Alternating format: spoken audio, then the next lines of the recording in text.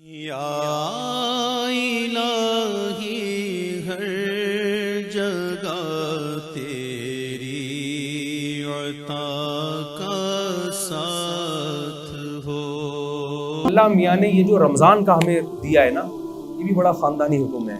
یہ بھی لگتا ہے کہ یہ اللہ ہی کا بنایا ہوا قانون ہے، کسی انسان کا بنایا ہوا قانون نہیں ہو سکتا۔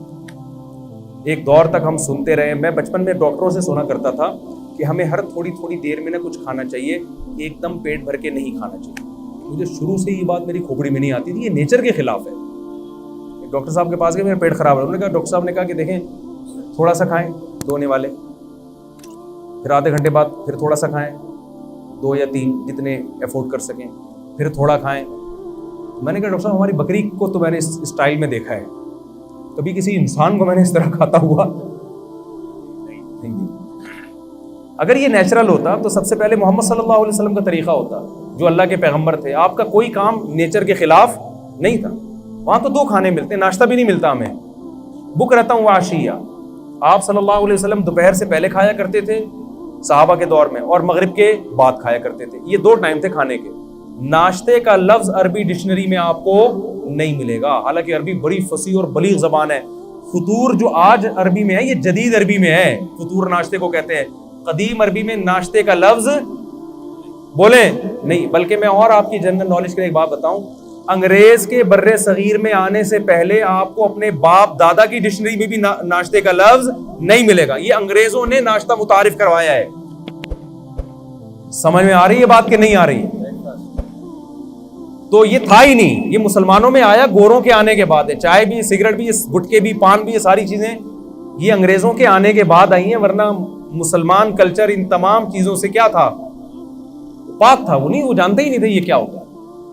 تو چائے پیئے نہ، میں بھی پیتا ہوں، میں یہ نہیں کہ چھوڑ دیں آپ، پیئے نہ پیئے وہ آپ کا ہیڈیک ہے۔ بتانے کا مقصد یہ کہ یہ ساری چیزیں یہ بعد میں آئی ہیں، یہ ہمارا کلچر نہیں ہے۔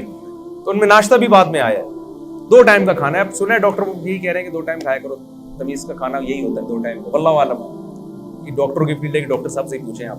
تو اب آپ کو پتہ ہے مسلم فاسٹنگ کے نام پہ ایک بڑی تحریک چل رہی ہے ڈاکٹروں کی طرف سے، 16 گھنٹے کی فاسٹنگ، خاص طور پر جن کے ویٹ زیادہ ہیں۔ زیادہ تر تو کے ویٹ کیا ہیں؟ زیادہ ہی ہے نا میرا خیال۔ میں نے بہت کم لوگ دیکھے کولیسٹرول کی کمی ہو جن میں، ایسے بہت دیکھے۔ اچھا آپ جتنے لوگ مر رہے ہیں، مجھے ایک بات بتاؤ، کوئی ڈاکٹر صاحب بیٹھے ہیں تو ان سے پوچھیے گا، کوئی ایک بندہ دکھائیں ہسپتال میں جو خوراک کی کمی سے مر رہا ہو؟ کوئی ہے ایسا بندہ؟ کتنی مہنگائی ہو جائے، کتنی غربت ہو جائے، ڈالر کتنا ہی اوپر چلا جائے، پھر بھی بھوک سے مرنے والوں کا ریشو ہمارے سوسائٹی میں کم ہے، کھا کے مرنے والوں کا ریشو۔ تو ہمیں جو حکم دیا ہے نا، اس میں روحانی قوت بعد میں ہے، ہمارے جسم اور باڈی کا فائدہ پہلے۔ علماء ایک زبردست بات کہتے ہیں کہ مال کی زکوٰۃ پیسہ ہے، باڈی کی زکوٰۃ کیا ہے؟ بولیں روزہ۔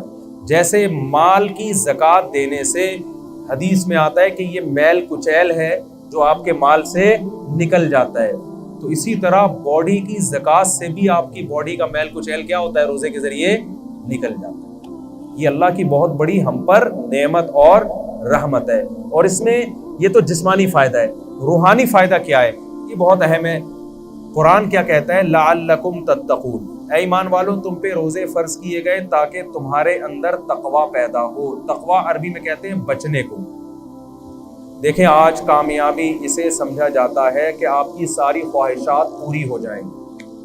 یہ بہت بڑی بھول ہے۔ جن لوگوں کی ساری خواہشات پوری ہوتی ہیں وہ ڈپریشن کے مریض بنتے ہیں، اور بالآخر وہ خودکشی کی طرف ان کی طبیعت مائل ہوتی ہے۔ انسان کی باڈی کو اللہ نے ایسا بنایا ہے کہ ایک خواہش پوری ہوئی وہ 4 خواہشیں پیدا کر کے ختم ہوتی ہے، پھر وہ 4 خواہشیں پوری ہوئیں تو ایسا نہیں کہ اطمینان ہو جائے، وہ 4000 خواہشیں پیدا ہو چکی ہوتی ہیں۔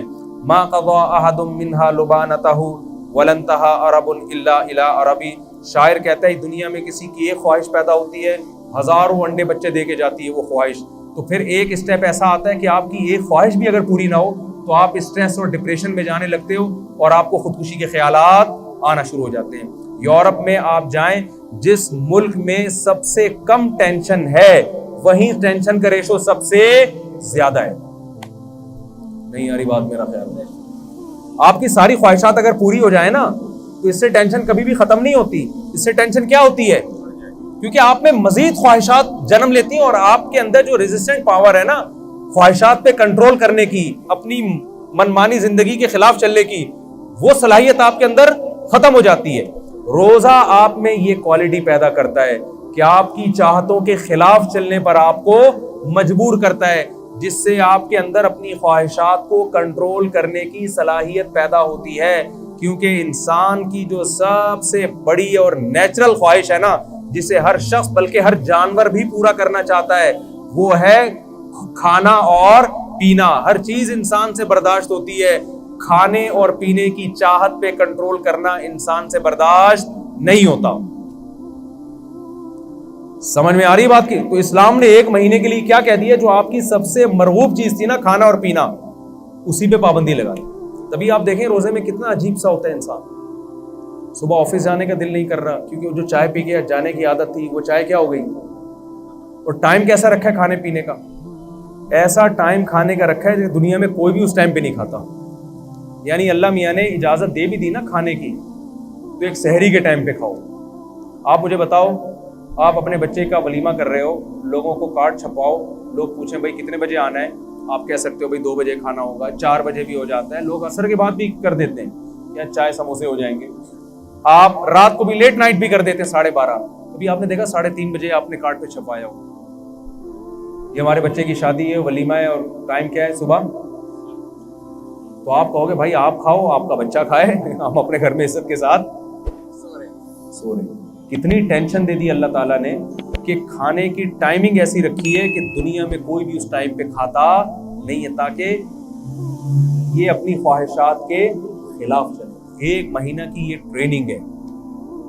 اور ایک گورے نے بتایا, ہمارے ایک ریلیٹو, گورے نے پوچھا نا تم روزہ کیوں رکھتے ہو؟ انہوں نے کہا کہ یار پوری دنیا کے مسلمان رکھتے ہیں. اس نے کہا یار یہ عقل سے بالاتر ہے کہ اتنی ٹینشن کروڑوں لوگ 1 مہینے تک, جبکہ گورنمنٹ کی طرف سے کوئی لا بھی نہیں ہے, اس پر عمل کیسے کر لیتے ہیں؟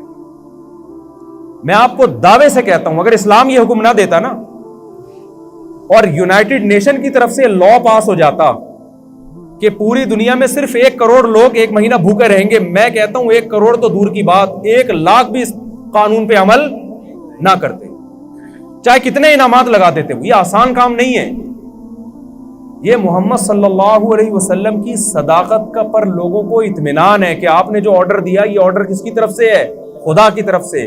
تو یہ جب تک اللہ کا کانسیپٹ نہ ہوتا اور اللہ کے اجر کا تصور نہ ہوتا, کروڑوں لوگوں کا 1 مہینے تک اپنے لائف اسٹائل کو چینج کر دینا یہ ممکن نہیں تھا. ایسا آرگنائز ہونا ممکن ہی نہیں تھا. تو رمضان خود اسلام کے اور محمد صلی اللہ علیہ وسلم کے برحق ہونے کی ایک بہت بڑی دلیل ہے. اب آخری بات یہ کہ اللہ نے ہمیں ہماری خواہشات پہ جو کنٹرول کروایا ہے رمضان میں, اس کی حکمت اللہ نے بیان کی تاکہ تمہارے اندر برائیوں سے بچنے کی صلاحیت پیدا ہو جائے. لیکن افسوس کے ساتھ یہ کہنا پڑتا ہے کہ جیسے ہم رمضان سے پہلے ہوتے ہیں, رمضان کے بعد بھی بالکل ایز اٹ از اسی طرح ہوتے ہیں. 1.001% بھی ہم میں چینجنگ نہیں آتی. اس کی وجہ یہ ہے کہ ہم رمضان کو رمضان سمجھ کے اور اس کی حکمتوں کو سامنے رکھ کے گزارتے نہیں. تو اس رمضان میں میں اور آپ یہ ارادہ کر لیں کہ ہم ٹریننگ کی نیت سے انشاءاللہ اس رمضان کو گزاریں گے. ہم کہیں گے اے اللہ جو چیزیں حلال تھیں اور انتہائی مرغوب تھیں, ہم جب تیری خاطر اس کو چھوڑ رہے ہیں تو ہم یہ پریکٹس اس نیت سے کر رہے ہیں تاکہ جو چیزیں حرام ہیں اور ان کا چھوڑنا روٹی چھوڑنے سے آسان بھی ہے, ہم پورے سال ان حرام چیزوں سے انشاءاللہ بچنے کی کوشش کریں گے. اس نیت سے رمضان آپ گزاریں گے تو انشاءاللہ رمضان آپ کی زندگی میں چینجنگ لے کر آئے گا. اور اگر یہ نیت نہیں کریں گے تو روزے تو آپ کے انشاءاللہ ہو جائیں گے, لیکن جو روزوں کا مقصد ہے وہ حاصل نہیں ہوگا. کولیسٹرول کم نہیں ہوگا, باقی مقصد کہاں سے حاصل ہوں گے؟ دیکھیں فاسٹنگ سے ہی ہوتا ہے نا, آپ نتھر جاتے ہیں لیکن رمضان میں نہیں نتھرتے. اس کی وجہ یہ ہے کہ جو آپ نے صبح سے لے کے شام تک پرہیز کیا ہے, وہ افطاری میں جو کھانے کی اسپیڈ اور جس قسم کی چیزیں کھائی جا رہی ہوتی ہیں, تو رمضان میں جو مادی حکمتیں ہیں ان حکمتوں کی ایسی کی تیسی ہو جاتی ہے.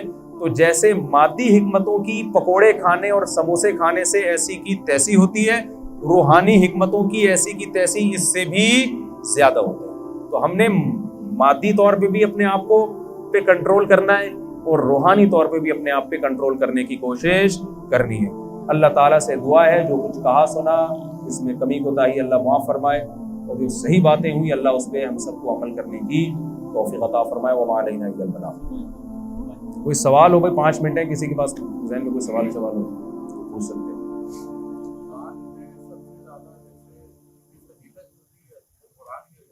رمضان میں جو سب سے زیادہ فضیلت ہے پہلے تو روزے کی ہے اور برائیوں کو چھوڑنے کی ہے. حدیث میں آتا ہے بہت سے روزے دار ایسے ہیں جن کو بھوک پیاس کے علاوہ کچھ بھی حاصل نہیں ہوتا, ٹھیک ہے نا. تو کیا مطلب, یہ وہ روزے دار ہیں جو روزہ رکھ کے بھی برائیاں نہیں چھوڑتے. ہاں قرآن کی دیکھیں کچھ عبادتیں رمضان کے ساتھ خاص ہیں, وہ تو پورے سال ہیں لیکن رمضان میں ان کا ثواب زیادہ ہے. ایک تو روزہ ہے, دوسرا صدقات و خیرات اور تلاوت. حدیث میں آتا ہے رسول اللہ صلی اللہ علیہ وسلم رمضان میں سخاوت کا دریا بن جایا کرتے تھے, بہت زیادہ سخاوت تھی رمضان میں, اور تلاوت بہت زیادہ کیا کرتے تھے. تو یہ 2 چیزوں کا رمضان میں زیادہ فوکس کرنا چاہیے. تبھی تراویح ہے, تراویح بھی اسی وجہ سے ہے نا کہ تاکہ ہم قرآن